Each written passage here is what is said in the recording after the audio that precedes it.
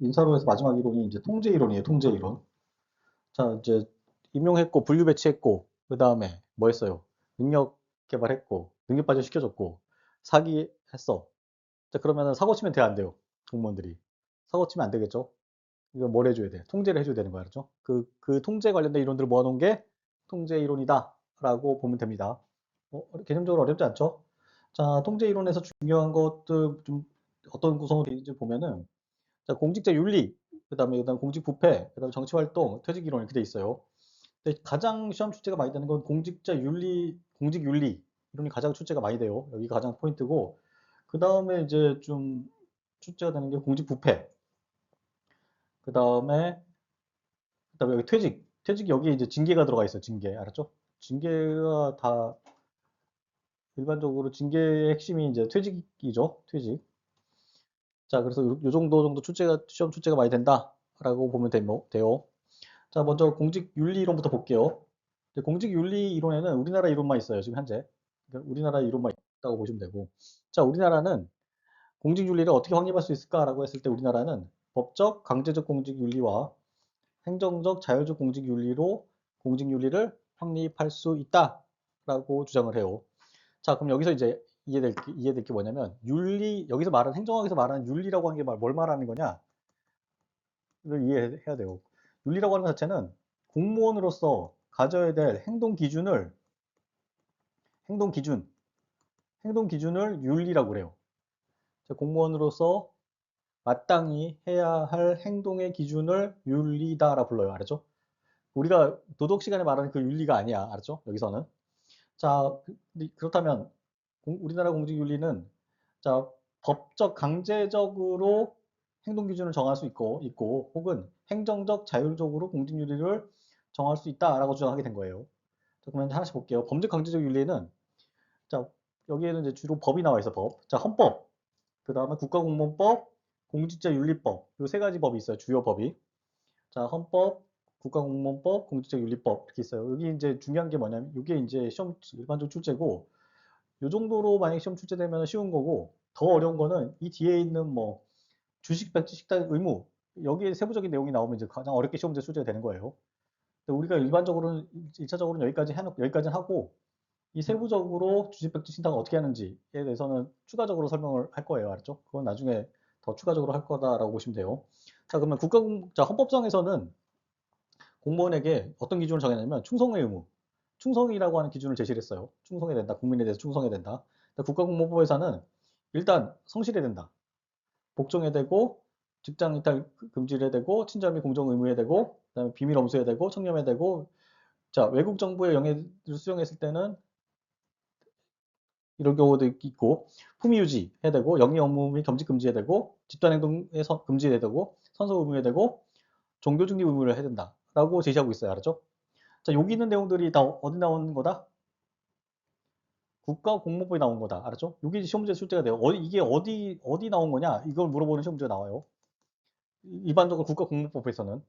자, 그 다음에 공직자윤리법에서는 뭐 재산 관련된 이해충돌 방지, 그 다음에 그 재산 등록 의무, 그다음 공개 의무, 그 다음에 선물 이런 것들이 나와 있어요. 그 다음에 이제 중요한 게 퇴직 공직자의 취업 제한, 그 다음에 퇴직 공직자의 업무 취업 제한 의무, 그 다음에 행위 제한, 그 다음에 취업 청탁 제한, 그 다음에 취업 청탁 등의 재직자에 대한 취업 청탁 제한, 이 공직자 윤리법이 나와 있어요. 자, 그럼 이제 느낌이 딱 오죠. 자, 돈벌이와 관련된 것들은 다 공직자 윤리법에 다 들어가 있어. 돈벌이 알았죠?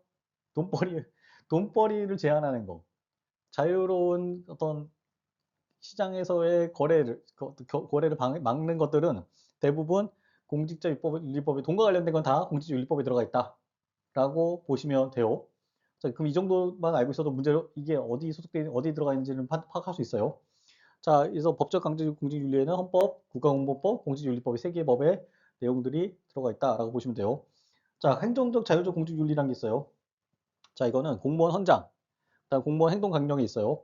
공무원 헌장은 어떻게 돼 있냐면 여러분들한테 어떻게 뭘 행동 기준으로 제시하고 있냐면 투명하고 공정한 책임 완수해야 되고 창의성과 전문성에 기반해야 되고 다양성을 존중하고 국민과 민주 행정을 구현해야 되고 청렴하고 건전한 상식에 따른 행동이 된다. 이렇게 공무원 헌장에 적혀져 있어. 알았죠?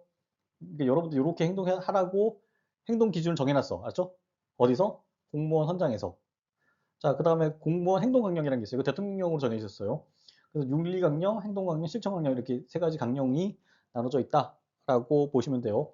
자, 그래서 공무원 헌장에서 말하고 있는 것들, 책임환수, 창의성, 민주성, 그 다음에 청렴, 이런 거, 알았죠? 여기에 들어가 있다라고 머릿속에 정리하고 계시면 됩니다. 자, 그래서 우리나라는, 우리나라는 어떻게 윤리를 확립한다? 크게 법으로 하거나, 뭐다? 행정적으로 하거나, 알았죠? 법으로 하거나 행정적으로 하거나. 법으로 한 거는 뭐뭐뭐다? 어디에 있다? 어디에 우리를 윤리를 제시하고 있다? 헌법, 그 다음에 국가공무원법, 공직자 윤리법, 알았죠? 그렇죠? 이해관계 충돌 방지. 이건 어디 있어요? 윤리법에 있다. 알았죠? 공직자 윤리법에 들어가 있다. 이 정도까지만 알고 계시면 돼요. 자, 그 뒤에 나오는 요거 있죠. 요거. 공직자 윤리법의 세부적인 내용들은 다시 자료를 보고 할 거예요. 알았죠? 실제 법을 보고 할 거니까 그때 공부하신다고 생각하시면 돼요. 자, 여기까지 해서 공직자 윤리에 관련된 내용이 있고, 자, 두 번째가 이제 공직 부패 이론이에요. 공직 부패 이론. 부패는 좀 내용이 많긴 한데 좀 간략하게 좀 보면은 내용이 정리가 돼요. 쉽게 정리돼요. 자, 먼저 공직 부패 원인 이론이 있고, 그 다음에 부패 유형 이론, 그 다음에 공직 부패를 어떻게 방지할 거냐, 방지에 관련된 이론, 이 세 가지가 모여 있어요. 세트인 거죠. 원인, 유형, 방지. 이 세 가지 이론으로 모여 있다라고 보면 돼요. 자, 부패 원인 이론. 부패가 왜 발생하느냐라고 했을 때 왜 발생하느냐를 우리에게 알려주는 이론들이다. 부패 원인 이론들이. 자, 여러 가지 있어요. 자, 첫 번째는 자, 발전하다 보면 부패가 발생한다. 발전이 원인이야, 부패. 자, 그 다음에 윤리의 부족. 아, 사람들이 윤리의식이 부족해서, 기준이 부족해서, 알았죠? 또, 발생한다. 그 다음에 그 다음에 이게 부패가 경험 습관 때문에 발생한 거다라고 보는 입장. 그 다음에 법과 제도의 결함. 법과 제도가 완비가 안 돼 있어서 부패가 발생한다라고 할 수도 있죠. 자, 그 다음 문화제도 공무원 행태가 결정한다. 행태. 공무원 행태. 이거는 쉽게 말하면은 공무원들의 전략을 말하는 거예요. 공무원들의 전략. 공무원들이 갖고 있는 전략 때문에 부패가 발생한다라고 보는 거예요. 그 다음에 그 공무원들이 갖고 있는 제도, 그다음에 문화 이런 것들이 영향을 미친다라고 보는 거예요. 포괄적으로 영향을 미친다고 보는 거죠.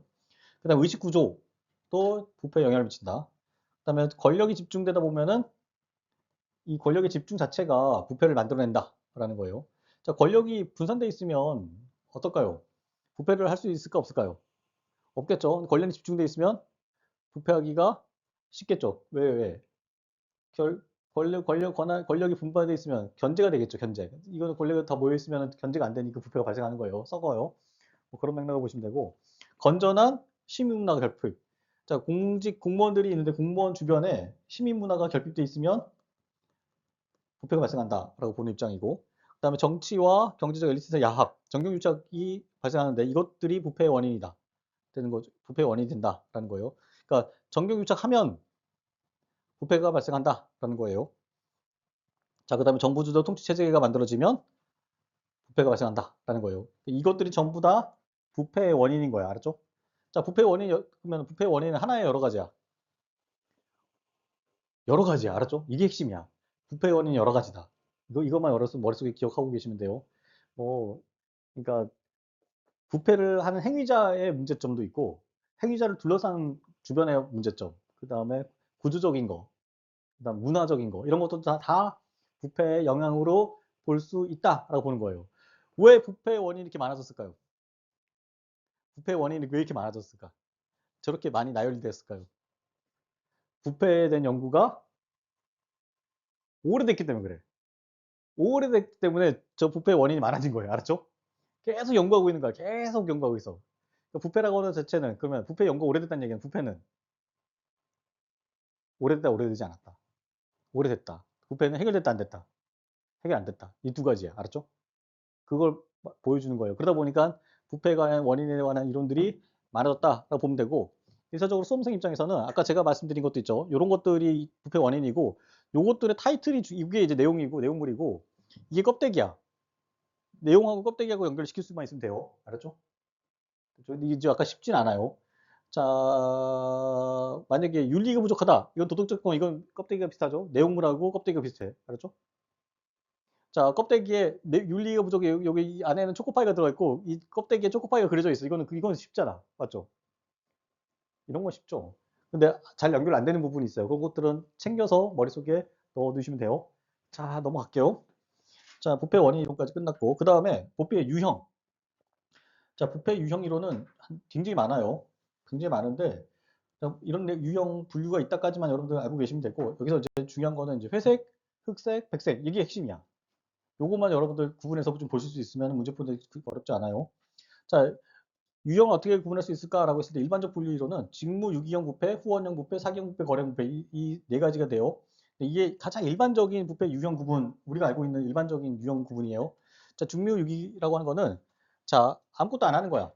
공무원이 아무것도 안 해요. 자, 이것도 일종의 부패인 거야. 공무원이 아무것도 안 하고 앉아 있어. 이것도 부패인 거야. 알았죠? 자, 그다음 후원형 부패. 그래서 이거는 특정한 사람을 몰아주는 거야. 알았죠? 특정한 사람에게 이익을 주는 거야. 베네핏을 주는 거야. 이걸 후원형 부패라고 그러고 사기형 부패는 자, 공급명령 하는 것도 부패예요. 그리고 이걸 사기형 부패다라고 해요. 그다음 거래형 부패라고 해서 뇌물 받는 거. 우리가 일반적으로 알고 있는 게 거래형 부패에 해당한다라고 보면 돼요. 뇌물 받죠, 우리 공무원들. 받을 수도 있죠. 많이 받아왔고. 요거를 거래형 부패다라고 해요.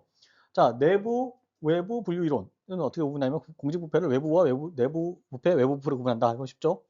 자, 외부 부패는 관료와 국민 간에 발생하는 것을 외부 부패, 공무원 간 발생하는 것을 내부 부패인데 내부 부패 대표적인 거는 공급행령. 공무원들끼리 뇌물 줄 리는 없죠. 그러니까 공급행령 갖고 하는 걸 내부 부패다라는 거예요. 자, 그래서 공급행령 같은 경우는 사기형 부패면서 내부 부패가 되는 거죠. 구분하자면 굳이. 넘어갑니다. 자, 그 다음에 권력형과 생기형 부패가 있다. 권력형 부패가 있고 생기형 부패. 이건 너무 쉽죠. 그 다음에 개인 부패와 조직 부패가 있다. 이것도 쉽죠. 개인 부패는 혼자 하는 거고 조직 부패는 조직 구성원들 여러 명이 개입되어 있는 것을 조직 부패다라고 설명하고 있어요. 이론은. 자, 그 다음에 부패 정도, 제도와 정도에 따른 분류 이론은 제도적 부패와 우발적 부패라고 있어요. 제도적 부패와 우발적 부패. 자, 제도적 부패라고 하는 것은 부패 그 자체가 이미 하나의 규범으로 작동하는 거야. 구성원들 사이에서 하나의 규범인 거야. 당연히 해야 되는 걸로 알고 있어, 부패를. 이런 것들을 제도적 부패라고 하는 거예요. 이런 부패들 같은 경우는 조직 내에서 부패가 보호돼. 알았죠? 그러니까 어떤 거냐면 이런 거면 이런 거예요. 조직이 이렇게 구성원들 쭉 있어. 그러면은 야가 마지막에 있는 이제 가장 밑에 있는 사람이 자, 돈을 받아와. 돈을 받아. 외무를 받아. 그럼 얘 올려줘. 올려줘. 이렇게 올리는 거야. 요거는 무슨 부패예요? 정확하게. 제도적 부패야. 알았죠? 그럼 야가 걸렸어. 야가 걸렸어. 내용 받았다 걸렸다 경찰이 잡으러 왔어. 아니면 경찰에서 뭐 이제 입건하려고 그래. 구속하려고 그래. 형사처벌하려고 그래. 그럼 야가 어떻게 해? 이걸 보호해줘 안 보호해줘? 보호해줘. 알았죠? 요게 대표적인 제도적 부패예요. 조직 내에서 대표적인 이런 것들이 많이 존재해요. 그러니까 제가 특정 조직을 말하기는 어떤 조직에서 이런 일이 벌어지고 이런 일이 벌어져 실제로 벌어졌어. 옛날에 벌어졌어. 알았죠? 그래서 어떤 일이 벌어지냐면 내가 만약에 밑에 사람들 그 뇌물을 안 받으면 상납을 할 수 있어 없어 위에다가 없어요. 근데 자기 돈으로 상납하는 게 한계가 있어 없어. 불가능해. 하루도 한 달도 상납 못해. 자기 돈으로는 알았죠? 그럼 어떻게 돼요? 이 사람은 자기의 목적과 무관하게 어떻게 하게 돼? 무관하게 자기의 의도와 목적과 무관하게 뇌물을 받는 창구가 돼요. 알았죠? 이런 것들을 제도적 부패다라고 불러요. 알았죠? 어렵지 않죠? 제도적 부패 많을까 안 많을까요? 가장 어려운 게 제도적 부패야. 나는 돈 안 받아도 되고 받을 생각도 없고, 알았죠? 받을 필요도 없어. 그런데 받아야 되는 뇌물을 받아야 해서 내가 창구가 돼야 되는 상황이 벌어져. 알았죠? 이게 제일 어려운 거야. 공무원 됐을 때. 자, 요럴 때 어떻게 행동해야 될지를 한번 고민해 봐야 돼요. 요럴 때. 요럴 때 대표적인 게 어디가? 뇌물 없는 부서로 가버려야지. 알았죠? 뇌물을 줄 사람도 없고, 줄 사람이 없으면 받으려고 하겠어요? 줄 사람이 없는 데로 가버려야 돼. 가야 돼요. 인사 처리, 인사 조치 해버려야 돼. 알았죠? 근데 어떤 일이 벌어지냐면, 야가 여기 올릴 때, 만약에 100만 원을 받았어요. 외물을 쫙, 수금을 딱 했어. 근데 여기서 이제 95만 원 딱, 5만 원 떼고, 5만 원 떼고 올려. 알았죠? 그러면 자기한테 뭐가 떨어져? 이거, 이것 때문에 계속 거기에 가담하게 돼요. 알았죠? 그러면 끝인 거야. 근데 만약에 여러분이 공무원이 되는데 내가 100만 원 받아서 그대로 100만 원을 줬어. 그냥.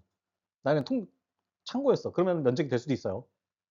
사실 면책이 안 돼. 받았기 때문에 행위를 했기 때문에 면책이 안 돼. 근데 현실 세계에서 내가 100만 원 받아서 100만 원 갖다 준 증거만 있으면 내가 뭐 받은 게 하나도 없잖아. 맞죠? 면책이 될 수 있어. 그래서 여러분들 만약에 이런 게 걸렸다. 그러면 1원도 떼지 말고 그대로 넘겨줘. 알았죠? 자, 공무원이 됐을 때 제도적 부패에서 탈출하는 방법이에요. 자, 그 다음에 마지막 제가 말씀드렸죠. 부패 영향에 따른 부패 이론이에요. 흑색, 백색, 회색 부패 유형으로 구분할 수 있다라고 정한 이론이 부패 영향에 따른 분류 이론이에요. 자, 이거는 이제 흑색, 백색, 회색이 뭔지 알겠죠? 흑색은 부패인데 폐가 명백한 부패를 흑색 부패라고 그래. 아주 이게 부패를 저질렀을 때 이게 피해가 확실하면 흑색 부패. 자, 그 다음에 백색 부패는 자, 사익의 추구가 없는 선의에 기반한 부패들이 있어요. 이런 것들이 백색 부패예요. 됐죠? 이런 것들 많죠? 이런 거 되게 많아요, 여러분들. 자, 사익의 추구 없이 선의에 기반해서 어떤 부패 행위를 하는 경우가 있어요. 알았죠? 자, 세 번째가 회색 부패야. 이거는 잠재적 파괴라는 거예요. 잠재적 파괴. 실제로 그 부패 행위가 발생했을 때는 피해가 그렇게 뚜렷하지 않지만 장기간에 걸쳐서 피해가 드러나는 부패를 회색 부패다라고 불러요.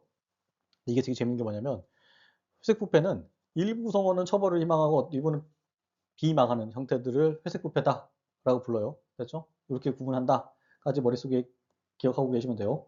그래서 흑색, 백색, 회색. 그래서 백색 부패는 부패가 아니다. 부패야. 백색 부패도 부패야. 놓치면 안 돼. 알죠?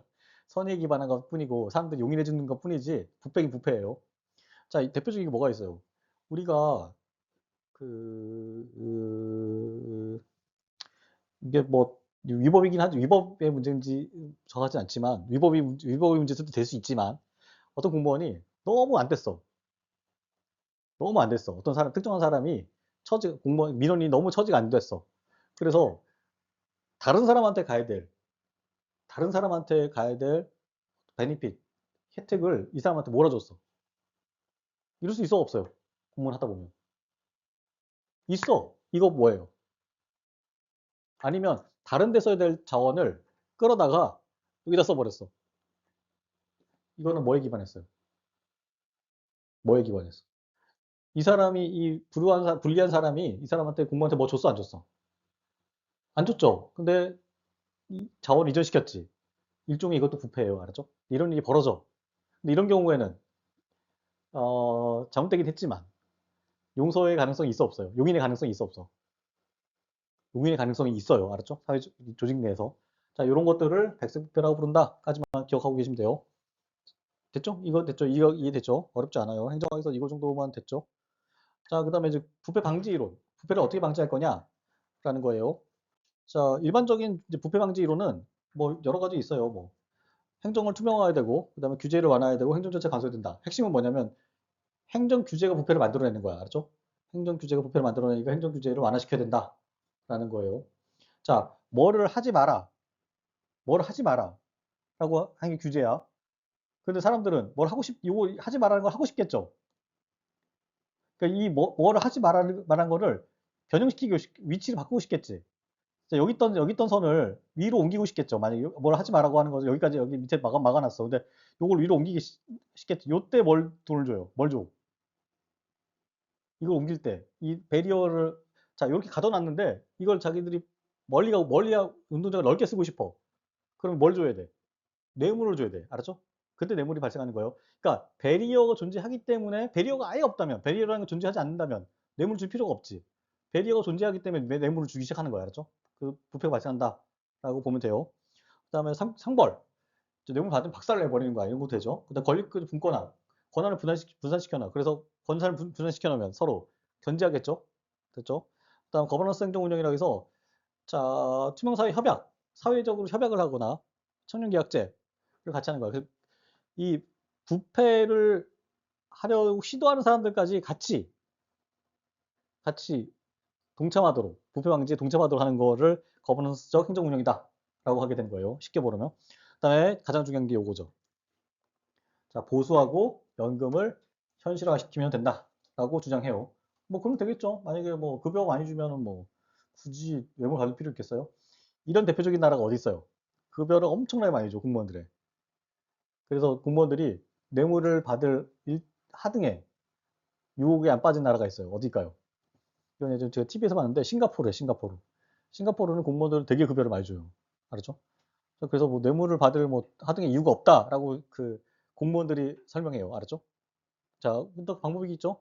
근데 우리나라 같은 경우는 그게 가능해, 안 가능해? 안 가능해요. 우리나라는 나라가 너무 크고 싱가포르는 작은 나라잖아. 공무원이 많이 없겠죠. 그래 해봤자. 됐죠? 그렇게 보시면 돼요. 자, 그다음에 이제 우리나라 부패 방지 이론이에요. 우리나라 부패 방지 이론은 한 네 가지 정도, 크게 네 가지 정도 돼. 이것도 다 나중에 법령 문제로 나중에 정리할 건데, 하나, 둘, 셋, 넷, 네 개가 있어요. 자, 일단 첫 번째 내용, 기본적 내용만 설명드릴게요. 자, 국민 감사 청구라는 게 있어요. 국민 감사 청구. 감사 청구할 수 있어요. 그다음에 비위 면직자 취업을 제한해 버리는 거야. 자, 만약에 부패를 저질렀던 공직자는 취업을 못하게 해버리는 거야. 그러면 부패를 하려고 할까 안 할까요? 안 하겠죠. 왜냐면 공무원들도 퇴직하고 나서 취업을 해야 돼, 안 해야 돼? 현실적으로 해야겠죠. 근데 내가 만약에 비비를 저지르고 나가면 공무원 취직이 안 되면 부패를 안 하려고 하겠죠. 자, 그 다음에 이제 세 번째가 중요한 거예요. 세 번째 가장 중요해. 시험 문제 가장 많이 출제돼요. 자, 부패 행위 신고 의무 신고자 보호라고 하는 제도가 있어요. 제도가 있어요. 자, 이건 핵심 아이디어만 먼저 말씀드리면은, 자, 공무원들한테 부패 행위를 발견했을 경우에 신고하도록 규정해놨어. 다시 말해서 부패 행위가 발생하면은 꼬지르도록 해놨어요. 꼬지르도록 법으로 만들어놨어. 이해됐어요?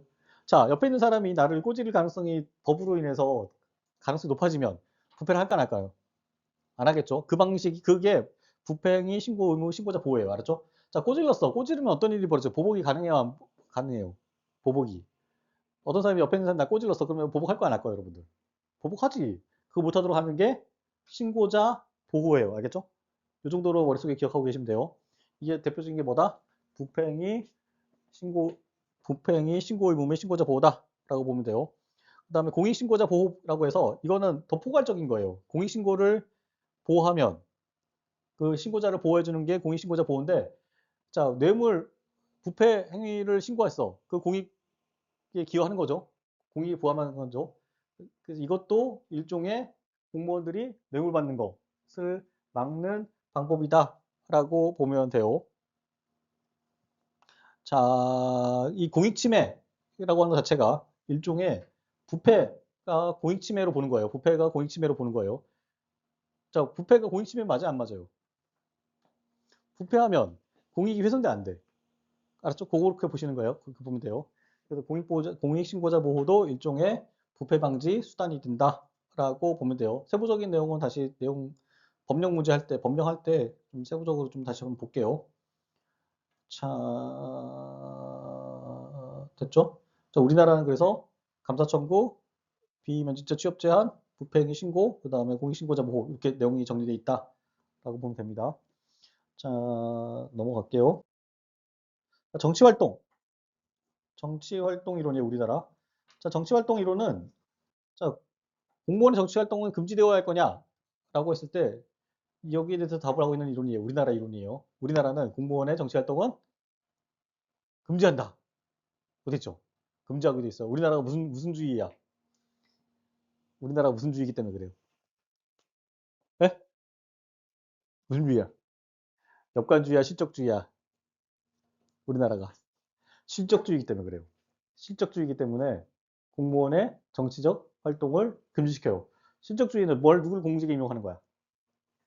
실적을 갖고 있는 사람. 공기경쟁 시험이나 시험에서 고득점한 사람을 뽑는 거야. 자, 보면 다시 시험에서 높은 점수 받은 사람은 유능한 사람이야, 유능하지 않은 사람이야. 유능한 사람이야. 확실하지. 유능해요. 자, 그런 사람들을 뽑았어요. 근데 그 사람들이 공직에 들어와서 정치적으로 행동을 하면 안 되겠지. 그래서 정치적 중립을 요구하는 거야. 알았죠? 신분보장하고. 자, 근데 거기에 관련된 내용이 여러 군데 나와요. 헌법 7조, 그 다음에 국가공무원법 65조, 그 다음 지방공무원법 57조에 규정돼 있다라고 해요. 65조가 가장 유명한 건데, 공무원은 정당이나 그 밖에 정치단체에 관여하거나 가입에 불가하도록 해놨어요. 알았죠? 정치활동 못하라고. 알았죠? 특정 정당 또는 특정인의 지지나 반대의 금이 다른 공무원에 대한 정치행위 그러니까 거의 모든 정치활동을 금지시켜놨어요. 됐죠? 자, 그런데 여러분들 인간으로서 정치적 의사가 있어 없어? 있어요, 있어. 근데 너무 제한해 놓은 거잖아. 맞죠? 그러니까 자기가 정치 활동이라고 하는 것 자체는 선거, 투표, 선거에 가서 그거 찍는 것밖에 없어. 근데 너무 제한해 놓은 거죠. 그래서 뭘 해줘? 여러분들한테. 신분 보장을 해주는 거 알았죠? 그렇게 개념 보시면 돼요. 자, 우리나라는 정치 활동을 금지한다, 안 한다? 철저하게 금지한다. 알았죠? 철저하게 금지하고 있다. 라고 보면 돼요. 자, 됐죠? 마지막, 이제, 징계이론. 마지막, 이제, 통제이론에서, 마지막 징계이론이에요. 징계이론만 보고 넘어갈게요. 자, 징계이론은, 우리나라가 이제 징계이론이 있어요. 우리나라는 공무원의 사안의 경중에 따라 견책, 감봉, 정직, 강등, 해임, 파면, 이것들이 있다. 라고 주장해요. 자, 세부적인 내용은 다 빼고, 우리가 이제 이 세부적인 내용이 요 밑에 있는 건데, 요거는 나중에 하더라도 오늘 해야 될 거는 뭐냐면, 견책이 뭐고, 감봉이 뭐고, 요것만 알고 있으면 돼요. 견책이라고 하는 것 자체는, 자, 훈계하는 거예요, 훈계. 훈계하고 반성했냐, 안 했냐. 이것을, 반성하게 되는 것을, 그러니까 훈계를 하고 그 반성에 대한 의사 표시하는 것을 견책이라고 불러, 알았죠? 견책이라고 하는 것 자체는 뭐, 그나마 견딜만 하겠죠? 불려가가지고. 자, 그 다음에 두 번째 감봉. 감봉은 뭐예요? 급여를 깎는 거를 감봉이라고 불러요. 알았죠? 감봉. 그다음 정직이라고 하는 것은 그 사람이 그 사람이 업무 담당하고 있죠. 업무를 해서 배제시켜 버리는 것을 정직이라고 불러요. 정직. 알았죠? 정직 개념적으로. 자, 강등은 자기가 만약에 자기 급수가 있어요. 급수에서 밑에 급수로 내려버리는 거야. 알았죠? 요게 강등이에요. 자, 그 다음에 다섯 번째가 해임이야, 해임. 해임. 해임 처분이 있고, 그 다음에 마지막으로 파면 처분이 있어요. 파면. 알았죠? 그러니까 해임과 파면은 사실은 퇴직 처분에 둘 다. 둘 다 퇴직 처리해버리는 거야. 강제로. 알았죠? 그러니까 해임과 파면은 강제 처분인데 강도가 다를 뿐이야. 됐죠? 해임과 파면은 둘 다 뭐다? 강제 퇴직시켜버리는 거야. 근데 그 부속 강도가 달라요. 부속이 다른 것 뿐이에요. 알았죠? 그래서 해임과 파면은 같은 걸로 봐도 돼요. 알았죠? 자, 다시 정리할게요. 나중에 세부적인 내용은 다시 정리할 텐데, 자, 우리나라는 총 몇 가지가 있다? 다섯 가지? 여섯 가지? 여섯 가지. 알았죠? 여섯 가지의 징계 처분이 있다라는 거예요. 첫 번째가 뭐다? 견책, 두 번째 감봉, 정직, 강등, 해임, 파면. 알았죠? 가면 갈수록 강도가 세지는 거예요, 강도가. 자, 근데 그 견책하고 감봉을 경징계로 분류해요. 경징계. 알았죠? 그 다음에 정직, 강등, 해임, 파면을 중징계. 무거운 징계 따로 파면하고, 자, 요것만 구분하시면 되고, 신분을 보유하는, 공무원의 신분을 보유하는 것은 강등까지. 그 다음에 해임하면은 신분을 박탈시켜버리는 거예요. 알죠? 그렇게 구분하시면 됩니다. 요게 우리나라 징계 이론에 따른 분류다라고 보면 돼요. 자, 우리나라 징계는 몇 가지다? 총 여섯 가지다. 알았죠? 첫 번째 뭐다? 네? 견책. 그 다음에 두 번째. 감봉. 그 다음에 정직, 강등. 하기 싫은 것부터 돼 있어요. 그렇죠? 여러분들 감봉할래요? 정직할래요? 감봉할래? 정직할래? 자, 감봉당하면 사람들이 알아볼라. 모르지. 내가 감봉당인지 알게 뭐야. 급여 통장에 찍히는데, 감봉은. 정직은 사람들이 알아볼라. 알지? 뭐가 더 창피해? 뭘 더 피하고 싶어? 정직은 더 피고 싶어 하는 거예요. 그러니까 피하고 싶은 것부터 해. 알았죠? 피하고 싶은 것들이 그러니까 강한 징계예요. 알았죠? 피하고 싶은 건 순서대로. 그렇게 판단이 끝이야. 자, 그 다음에 강등. 강등하면 어떤 일이 벌어져요? 내가 강등당하면 어떤 일이 벌어져? 자, 얼마 전까지만 해도 내가 강등 밑으로 한 단계 내려갔어요. 그럼 얼마 전까지만 해도 내 지시 받던 사람하고 뭐가 돼? 같은 급이 되는 거예요. 알았죠? 이거 이루 말할 수 없는, 알았죠? 거예요. 강등도 중개 수단이다라고 보면 돼요. 나머지 해임하면은 날려버리는 거예요. 날려버리는 거. 그래서 그 세게 하는 강제퇴직을 파면, 그다음에 그나마 약하게 하는 파면을 해임. 알았죠? 그렇게 보시면 돼요. 자, 여기까지 하고 나중에 또 모아서 하겠습니다. 자, 여기까지 해서 이제 통제이론, 징계이론까지 마무리한 거예요. 알았죠? 자, 요거만 보고 이제 갈게요. 자, 수중, 자, 퇴직에는 강제퇴직, 임의퇴직, 정년퇴직 이 세 가지로 구분돼요. 퇴직에는 강제퇴직, 임의퇴직, 정년퇴직 이 세 개를 구분돼요. 자, 앞에서 우리가 파면 관련된 거는 뭐예요? 파면과 관련된 거는 파면과 해임과 관련된 거는. 그것을 강제퇴직 중에 징계면직이라 불러. 징계면직. 그리고 징계면직과 당연퇴직과 직계면직이 강제퇴직에 들어간다라고 보면 되고, 임의퇴직은 여러분들이 일반적으로 공무원 하다가 아 못하겠다 나가야겠다 할 때 이루어지는 게 임의퇴직이고, 마지막으로 여러분들이 정년에 알았죠? 정년에 다다랐을 때 퇴직하는 것을 정년퇴직이다 라고 불러요. 그래서 퇴직에 몇 가지 있다? 강제, 임의, 그 다음에 정년퇴직, 이 세 가지가 있다 라고 머릿속에 기억을 하고 계시면 돼요. 이랬죠? 내가 자의로 하는 거를 무슨 퇴직? 공무원의 의사에 따라서 한 퇴직을 임의퇴직, 임의라고 하는 건 마음대로라는 뜻이에요. 그 다음에 정년에 이르렀을 때, 그 다음에 강제퇴직은 자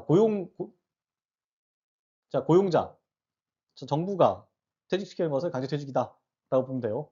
자, 강제퇴직의 대표적인 게 파면과 해임이 있다. 여기서 이제 중요한 게 이제 나중에 직권면직하고 직위해제. 나중에 이거는 다시 설명드릴게요. 추가적으로. 자, 여기까지 해서 징계까지 끝난 거예요. 알았죠? 그래서 머릿속에 징계 6가지만 머릿속에 먼저 기억하세요. 세부적인 거 보지 마시고. 아, 이런 거 만약에 공직생활 하다가 문제 생기면 징계가 있구나. 징계가 대표적인 무슨 수단이다? 공무원에 대한 무슨 수단이다? 통제수단이다. 라고 알고 계시면 돼요. 됐죠? 자, 통제수단의 첫 번째가 뭐였어요? 첫 번째가 공직윤리야. 알았죠? 공직윤리. 공직윤리. 됐죠? 자, 그 다음에 두 번째는 부패방지 수단. 알았죠? 부패방지하는 수단들이 있었죠? 그런 거. 그 다음에 나중에 정 안 되면 징계. 이렇게 되는 거예요. 이 순서대로 이렇게 돼 있어요. 자, 나중에 다시 한번 제가 체계적으로 한번 다시, 이거 차근차근하게 설명 드릴 테니까 이 정도까지만 알고 계시는 걸로 할게요. 자, 마무리할게요.